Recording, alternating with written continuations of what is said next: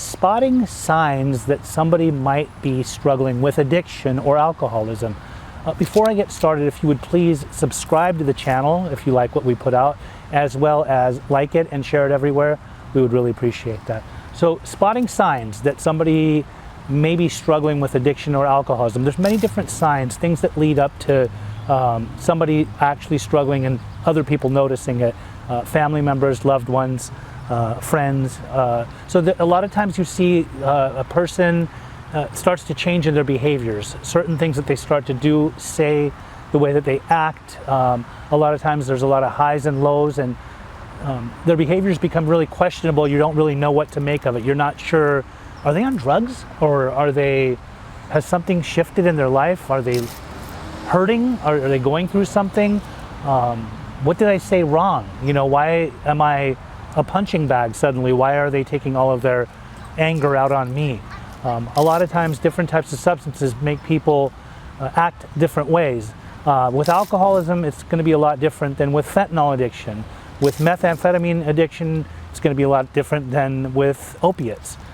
So you want to try to look for different types of signs within a person.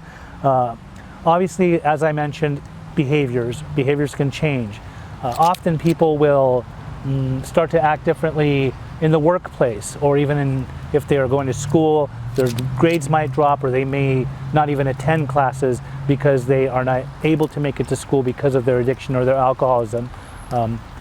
When I say the workplace, often people don't make it to work, or they will call out sick a lot. So these are definitely signs that the person is not doing well, even in their daily life, because they have this addiction problem, so they're not making it to work on time. When it comes to meth users, methamphetamine users, quite often they become very secretive. There's a lot of different types of signs that lead up to them acting and behaving a certain way. One of them might be that they live a double life, sometimes a triple life, sometimes even a quadruple life. They might have to act a certain way when they're at work, or a certain way when they're amongst their friends, or a certain way when they're in front of you, your loved one. So the signs are always, you know, very, very glaring. Like you can tell when somebody's becoming a different person as opposed to the person that you were knowing them as being before.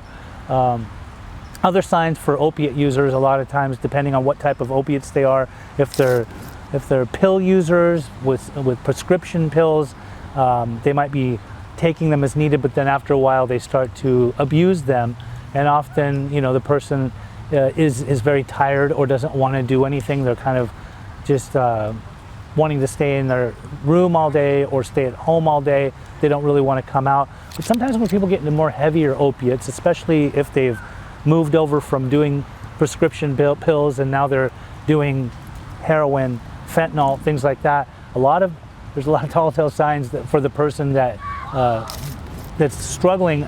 Like, for one, definitely their facial gestures. Often they will go through certain withdrawals, so they are down, they feel down, they don't know, they're lethargic, they can't really move, there's not a lot of movement.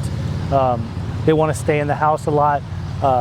Sometimes they are nodding out, like you will see them actually falling asleep, like their head is falling over. A lot of times obviously if somebody's overdosing, like, this is a major sign that this person has a huge opiate problem, and if they've overdosed and they've been hospitalized or they've fallen out at home, they need help. Like, most definitely they need help. So there's many different types of signs that could lead up to somebody. If you're in question of somebody being under the influence, you can always reach out to me too. Like, I'd love to be able to talk to you and see exactly, categorically, like, what the person that you're dealing with is going through, so that we can have a conversation and see how to go about trying to help them. Because obviously, like I said, if somebody has a meth problem, they're in psychosis perhaps, or they just are they're full of rage and they're acting a certain way, that's going to be a different conversation than a guy that's an alcoholic or a woman that's an alcoholic, and how to go about helping an alcoholic, right? As well as an opiate user.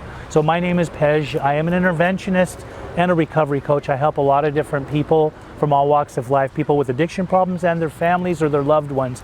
You can always reach out to me at 310-596-9356. I'd love to be able to have a conversation with you. Call me anytime.